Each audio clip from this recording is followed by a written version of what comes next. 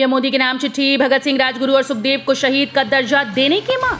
देश की आजादी के लिए युवावस्था में ही अपने जीवन का बलिदान देने वाले भगत सिंह, राजगुरु, सुखदेव को शहीद का दर्जा दिलाने के लिए हरियाणा प्रदेश वैश्य महासम्मेलन के अध्यक्ष राजीव जैन ने प्रधानमंत्री नरेंद्र मोदी को चिट्ठी लिखी। उन्होंने मांग की है कि इन बलिदानियों को लंबे अरसे से शहीद का दर्जा नहीं दिए जाने से युवा वर्ग असमंजसता का सामना कर रहा है। हरियाणा में किसानों की बल्ले बल्ले, सरसों से कर रहे बम्पर कमाई, जानिए कितना मिल रहा दाम। पिछले करीब 10 दिनों से सरसों के दामों में आई तेजी से किसानों के चेहरे खिले हुए हैं। शुरुआत में जहां काली सरसों के दाम 6,000 रुपए और पीली सरसों के दाम करीब 7,000 से 7,100 रुपए तक चल रहे थे, अब यही दाम बढ़कर 6,600 रुपए और 7,600 रुपए प्रति क्विंटल तक पहुंच गए हैं। विजिलेंस के हाथ लगी डीटीपी की डायरी, बड़े खुलासे की उम्मीद। तहसीलदार 5 दिन की रिमांड पर। रिश्वत प्रकरण में 5 दिन के रिमांड पर चल रहे तहसीलदार राजबख्श को विजिलेंस सोमवार को अदालत में पेश करेगी।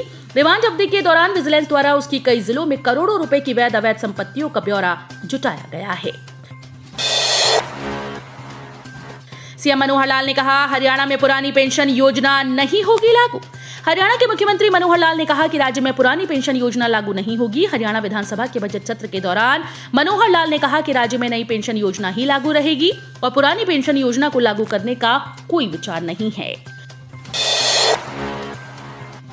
एसबीआई दे रहा शानदार मौका, बस जमा कराएं ये डॉक्यूमेंट्स, हर महीने होगी 80,000 रुपए की कमाई।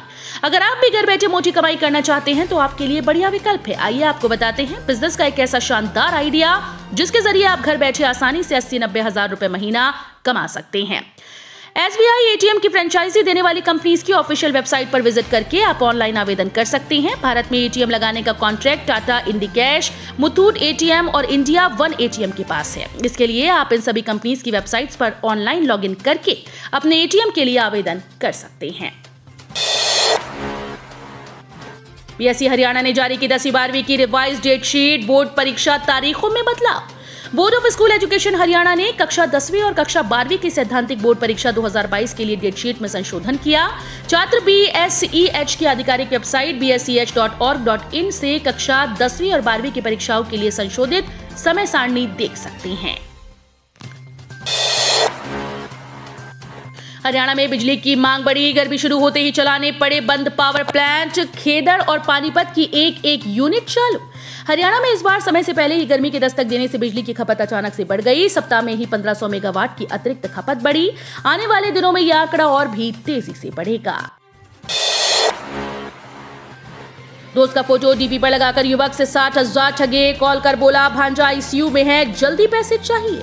हरियाणा के रोहतक में सोनीपत रोड स्थित ताऊ नगर के युवक के दोस्त की फोटो डीपी पर लगाकर किसी ने 60,000 रुपए ठग लिए। युवक ने ठगी का एहसास होने पर अज्ञात व्यक्ति के खिलाफ अर्बन स्टेट थाने में धोखाधड़ी का केस दर्ज कराया है। याची ने अर्जी पर जवाब दाखिल करने की मोहलत मांगी, सुनवाई 1 सप्ताह टली। पंचायत चुनाव में आरक्षण के प्रावधान में विसंगतियों को लेकर दाखिल याचिका एक बार फिर से सोमवार को सुनवाई टाल दी गई। सरकार द्वारा चुनाव करवाने के लिए दाखिल की गई अर्जी पर सोमवार को फिर से याची पक्ष ने जवाब के लिए मोहलत मांगी। पेपर सॉल्वर गैंग के 5 सदस्य गिरफ्तार। गैंग सरगना के लिए लेकर आते थे अभ्यर्थी, लेते थे कमीशन। हरियाणा में पेपर सॉल्वर गैंग के 5 आरोपियों को एसटीएफ सोनीपत ने गिरफ्तार किया। गिरफ्तार आरोपी सोनीपत के गांव पिपली निवासी अतुल, पवनजीत, आकाश और रवि दहिया और रोहतक के गांव नौनंद का अभय है।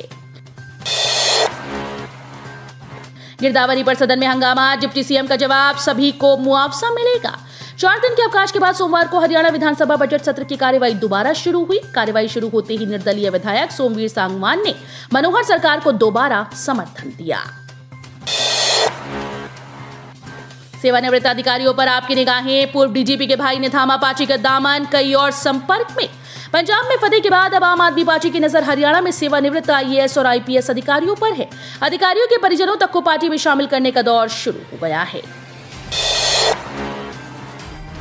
हरियाणा में 1 रुपये और बी की नौकरियों में खेल कोटा खत्म करने पर बिफरे खिलाड़ी। ओलंपियन विजेंद्र सिंह भी पहुंचे। नौकरियों में खेल कोटा खत्म किए जाने पर सरकार से खफा खिलाड़ी, कोच व विभिन्न संगठनों ने सड़कों पर उतरकर प्रदर्शन किया। उपायुक्त के माध्यम से मुख्यमंत्री के नाम ज्ञापन भेजा। ज्ञापन डीडीए आत्माराम गोदारा ने लिया।